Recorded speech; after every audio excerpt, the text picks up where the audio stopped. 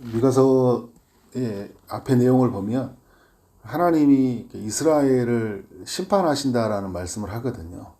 또 오늘 6장에서는 하나님이 심판하실 수밖에 없었던 그 이유들에 대해서 이야기를 해주는데, 마치 그 법정에서 재판관이 판결을 내릴 수밖에 없었던, 그러니까 선고를 하잖아요. 이 이스라엘이 이제 결국은 나라를 다 잃어버리고 포로된 채 살아갈 수밖에 없는데, 이런 선고를 할 수밖에 없었던 그 이유, 그리고 이제 최종 선고의 모습을 이제 드러내고 있는 거죠.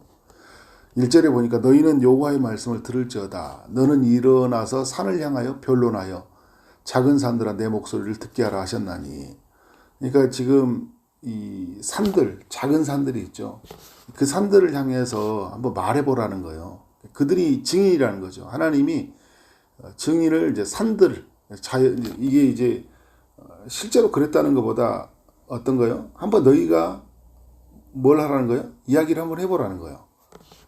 하나님이 이렇게 벌을 내리신다고 선고를 했는데 한번 너희가 이야기를 해보라는 거예요. 수많은 증인을 어디에다 두고 있냐면 자연에다 두고 이야기를 해보는 거예요. 너희 산들과 땅의 견고한 지대들이 너희는 여호와의 변론을, 지대들아 너희는 여호와의 변론을 들으라. 이제 한번 너희가 이야기해보고 또 내가 한번 이야기해보겠다라는 거예요. 하나님 이야기해보겠다. 여호와께서 자기 백성과 변론하시며 이스라엘과 변론하실 것이라. 법정에서 검사와 또 변호사가 변론을 하잖아요. 하나님은 오늘 말씀을 보면 검사로서 나오시고 또 어떻게 해요? 재판장으로도 나오시는 거예요. 3절에 이르시기를 내 백성아 내가 무엇을 너에게 행했으며 무슨 일로 너를 괴롭게 하였느냐. 너는 내게 증언하라. 하나님이 왜 이렇게 행했냐고 말할 수 있어요. 사람들이. 사람들은 늘 과거를 잊어버리거든요. 지금 생각하는 거예요. 지금 되게 피폐해졌고 황폐해지고 너무 힘든 상황이 생겼고 앞으로도 어떻게 전망이 안 좋아요. 그러니까 어떻게 하는 거예요? 하나님이 왜 이렇게 하셨냐라고 말할 수 있어요. 한번 이야기해보라는 거예요. 지나온 역사의 삶을 한번 비춰봤을 때 내가 너를 진짜 괴롭게 했냐라는 거예요. 한번 증언해보라는 거예요. 그러면서 4절 이야기하는 거거든요. 내가 너를 애굽 땅에서 인도에 내어 종노릇한 집에서 속량했다. 내가 너를 구원했다라는 거예요. 모세와 아론과 미리암을 내 앞에 보내느니라. 구원하기 위해서 누구예요? 이런 사람들을 보내지 않았냐. 들춰내는 거잖아요. 오늘 우리도 삶도 그래요. 우리가 이제 막 하나님 앞에서 우리가 한 일을 생각하지 못하고요. 어떻게 생각하는 거예요? 우리가 막 우리에게 잃어버린 것들, 그리고 잃어버린 일 속에 하나님은 무엇을 하셨냐고 막 따질 때가 있어요. 하나님 우리에게 말하는 거예요. 내가 너를 구원하지 않았냐. 구원하기 위해서 수많은 사람들을 보냈고 무엇보다 네 아들 독생자 예수를 보내지 않았냐라고 우리에게 이야기하는 거죠. 그러면서 5절에 말하면 옛날 또 이야기를 해주는데, 이제 하나님의 구원은 멈추지 않았다라는 거거든요. 애굽에서 속량할 뿐만 아니라 애굽에서 나왔을 때 어디에 생활했죠? 광야에 생활했거든요.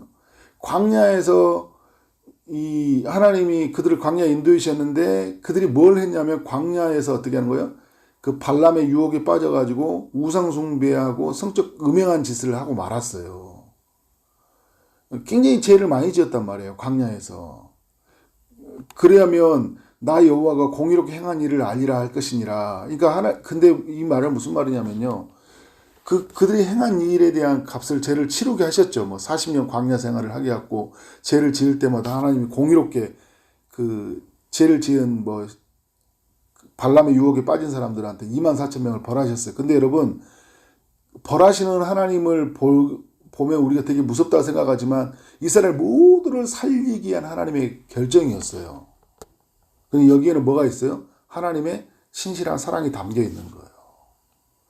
너희가 죄를 짓고 너희가 무너졌지만 나는 너희를 일으켰다라는 거예요.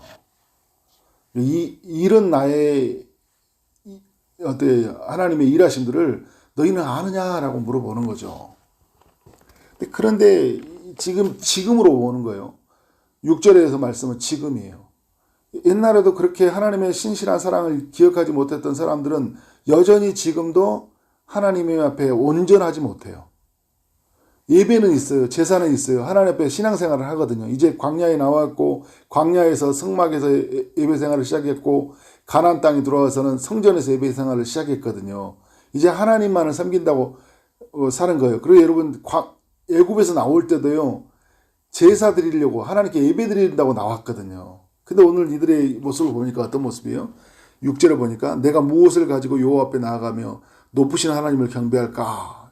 말은 잘해요. 하나님 예배할까? 그러는데요. 내가 번제물로 된 1년 송아지를 가지고 그 앞에 나갈까? 그죠? 여호와께서 그런데 뭐라고 하시냐면요. 여호와께 앞에서 천천의 순양이나 만문의 강물 같은 기름을 기뻐하실까? 그러니까 많이 들으면 기뻐하실까? 내 허물을 위하여 내 마다들을 내 영혼의 죄로 말미암아 내 몸의 열매를 거둘까? 무슨 말이냐면 정말 이게 그 마다들을 뭐 이렇게 드린다라는 것은 이제 뭐 인신제사 이런 게 아니라 이제 소원에서 뭐 나시린 같은 것들을 막 드리고 이렇게 하잖아요. 그러면 하나님이 기뻐하실까 막 하면서 살았는데 그들의 삶의 이면의 모습을 보면 어떤 거예요? 그 10절 이하에 보면 굉장히 죄를 많이 지신 거예요. 그러니까 이런 거예요. 신앙은 신앙이고 삶은 삶인 거예요. 이렇게 살았어요. 이게 예배가 없는 건 아니에요. 하나님이라는 이름이 없는 건 아니라고요. 하나님의 이름도 있고 예배도 있고 헌신도 있고 봉사도 있고 다 있는데 삶은 엉망이라는 거예요. 교회 문 안에서는 정말 하나님 앞에 예배를 드리지만 문 밖에 나가서는 순간 지극히 세상적인 방식으로 살아가고 지극히 세상 방식으로 결정하고 그렇게 살고 있다라는 거예요. 근데 이런 걸 하나님 원하느냐? 그런데 8절에서 이야기할 때 주께서 선한 것이 무엇임을 내가 보이지 않았냐? 여러분 하나님이 말씀을 통해서 어떻게 살아야 될지 보여줬거든요. 뭐가 선한지를 보여줬어요. 모세를 통해 보여줬잖아요. 십계명을 보여줬고 율법을 통해서 하나님이 정말 하나님의 백성 가운데 원하신 게 무엇이 뭔지 보여줬어요. 그러면서 세 가지로 딱 정리를 해준 거예요. 오직 정의를 행하며 인자를 사랑하며 겸손하게 내 하나님과 행하는 것 이것이 아니냐라는 거예요. 저는 이제 이번 주 주일날 이 부분에 대해서 나누려고 해요. 그래서 오늘 그게 뭐냐라고 나누는 것보다 하나님이 이렇게 원하셨는데도 불구하고 전혀 다른 삶을 살고 있는 거예요. 핀트가 달라요. 하나님은 이걸 원하시는데 전혀 엉뚱한 데 방향을 잡고 있는 거예요. 이러면 하나님이 좋아하실 거라고 생각하는 거예요. 여러분 당연히 좋아하죠. 하나님이 예배하는 자를 찾으시니까. 그래서 여러분 이렇게 예배하라고 뭐 양을 잡으라 소를 드려라 뭐 이렇게 다 하나님이 매뉴얼을 주셨잖아요. 그런데 그런 매뉴얼을 주시는 것들만은 끝나는 게 아니라 어떻게 하는 거예요? 하나님 앞에 하나님이 진짜 원하는 건 뭐냐면 내 마음으로 하나님께 드리는 제사, 삶으로 하나님께 드려지는 제사 이걸 원하는 거예요. 그 마음으로 어떻게 해요?